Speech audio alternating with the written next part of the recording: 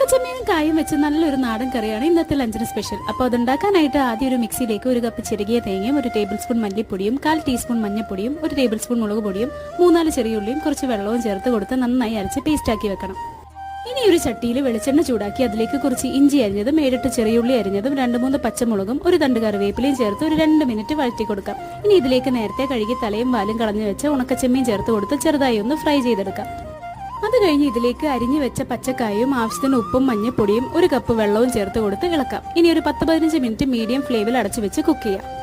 അപ്പോഴേക്കും കായ ഒരു 1/4 വെന്തിട്ടുണ്ടാവും. ഇതിലേക്ക് നേരത്തെ അരച്ചു വെച്ച തേങ്ങയുടെ അരപ്പും ചാറിന് ആവശ്യമുള്ള വെള്ളവും 1-2 കുടംപുളിയും ചേർത്ത് കൊടുത്ത് ഇളക്കി വീണ്ടും ഒരു 5 മിനിറ്റ് അടച്ചു വെച്ച് മീഡിയം ഫ്ലെയിമിൽ കുക്ക് ചെയ്യാം. കറി തിളച്ചു കഴിഞ്ഞ് ഫ്ലെയിം ഓഫ് ചെയ്യാം. അപ്പോൾ നല്ല ടേസ്റ്റിൽ എളുപ്പം ഉണ്ടാക്കാൻ പറ്റിയൊരു കറി റെഡി ആയിട്ടുണ്ട്. കായ്ക്ക് പകരം നമുക്ക് ചക്കക്കുരുവോ മുരിങ്ങക്കായോ വേണേലും ചേർത്ത് കൊടുക്കാം. അപ്പോൾ എല്ലാവരും ഇതുപോലെ ഒന്ന് ട്രൈ ചെയ്ത് നോക്കാം കേട്ടോ. വീഡിയോ ഇഷ്ടമായ സബ്സ്ക്രൈബ് ചെയ്ത് സപ്പോർട്ട് ചെയ്യാൻ മറക്കല്ലേ.